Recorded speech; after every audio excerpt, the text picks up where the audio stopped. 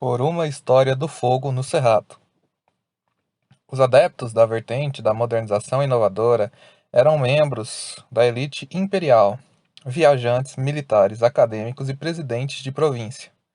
Servem de exemplo Auguste François Saint-Hilaire, João Batista Emanuel Paul, José Vieira Couto de Magalhães, João Barbosa Rodrigues, Alfred Maria Adriano de Toné. O denominador comum desse grupo era a crença nas vantagens econômicas das produções naturais para o progresso da humanidade e em uma ligação entre a ideia de civilização e exploração racional da natureza. Se soma a essas crenças a ideia de que a decadência das províncias do Cerrado era causada em parte pela ausência de ímpeto capitalista, preguiça, moleza e outras palavras utilizadas para designar as práticas de camponeses pobres adeptos da vertente do tradicionalismo lento. Os camponeses operavam majoritariamente a agropecuária itinerante de queimadas, entendidas pelos adeptos da vertente modernizadora como um manejo destrutivo e preguiçoso. Esses camponeses, adeptos da vertente tradicionalista, eram sobreviventes do desenvolvimento da indústria da mineração, que enriqueceu alguns poucos habitantes da província e levou à morte milhares de escravizados, indígenas e trabalhadores pobres. A sociedade na qual viviam, dispersa pelo território, tinha por característica marcante a itinerância, a pobreza e a carestia, motivadas pela escassez alimentar e a insalubridade sanitária. E quem tinha razão? Começamos pelos argumentos da vertente da modernização inovadora no século XIX. Crítica às queimadas. Saint-Hilaire escreveu sobre a importância de abandonar as técnicas rudimentares na forma de manejo para cultivo. Poe reclamou da impossibilidade de coletar plantas para o estudo em razão das queimadas. Barbosa Rodrigues sugeriu, em 1896, que os campos secaram por causa do gado e das queimadas indiscriminadas. Toné atribuiu a queima descontrolada à propagação de gramíneas resistentes ao fogo no oeste de São Paulo, no Triângulo Mineiro, no oeste de Goiás e no leste do Mato Grosso. Como efeitos do uso do fogo a longo prazo, podemos listar ainda o consumo do nitrogênio do solo, o solo se torna pobre em minerais, sem humus e duro, acarretando em erosão, o estímulo ao crescente aumento de gramíneas invasoras mais resistentes ao fogo, a expulsão de espécies que habitavam a região, expondo muitos animais de pequeno porte à predação, e a atração de insetos nocivos, a exemplo de cupins, e a viabilização das condições para parasitas.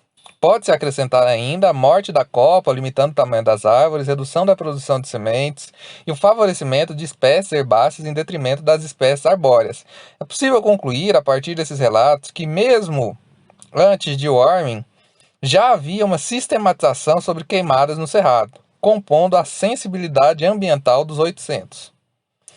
Para os adeptos da vertente tradicionalista, a queima foi um método rápido e econômico para renovar as gramíneas velhas e grossas, deixar uma camada de cinzas rica em minerais, matar parasitas e insetos, formar clareiras de proteção contra incêndios acidentais e atrair animais para uma área que, de outra forma, seria evitada por causa das gramíneas disponíveis. Estudos recentes reforçam que o fogo pode atuar na deposição de cinzas, redução de acidez, disponibilização de nutrientes e elevação da temperatura do solo. O contexto político e econômico da região, no 19, corroborou para a continuidade das práticas enquadradas na vertente do tradicionalismo lento, pois os camponeses tinham perspectiva de posse da terra e transporte e comunicação pois os camponeses não tinham perspectiva de posse da terra e transporte e comunicação eram precários. O baixo valor das terras desestimulava a fixação em um mesmo local. O crédito rural era escasso e, combinado aos altos impostos, inviabilizava a competição das propriedades do Cerrado com fazendas de outras áreas do Brasil. E há ainda que levar em consideração as condições ambientais. Os rios caudalosos e encachoeirados dificultavam a navegação. A aridez e a pobreza de alguns pontos do Cerrado tornavam o cultivo mais difícil. Os campos alagadiços e as cidades baixas acabavam por estimular a proliferação de doenças. A vegetação ocultava mais animais selvagens e no período das chuvas, as cheias dos rios deixavam muitas estradas intransponíveis. Rodolfo Ehrlich não considerou o fogo uma prática destrutiva, pois a mata de árvores adaptadas ao cerrado não era destruída. Para o autor, o manejo com fogo deveria ser empregado em todo o Brasil, com a finalidade de renovar as gramíneas de forma econômica e eliminar parasitas. Todavia, a queima deveria ser controlada e adotada em paralelo à rotação de pastagens. Estudos da última década corroboram com parte do argumento de Ehrlich na defesa de um regime que misture blocos de queimadas prescritas combinados com queimadas naturais e combate a incêndios antrópicos na estação de seca, para o cerrado e não para todo o país.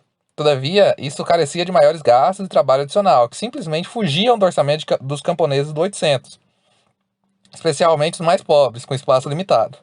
Desse modo, no século XIX, o manejo com fogo possibilitou aos camponeses a superação de condições políticas e ambientais desfavoráveis e a falta de recursos, mão de obra e equipamentos mais sofisticados que não podiam ser comprados pelos camponeses, tendo como resultado um bom uso dos recursos abundantes na região, a terra.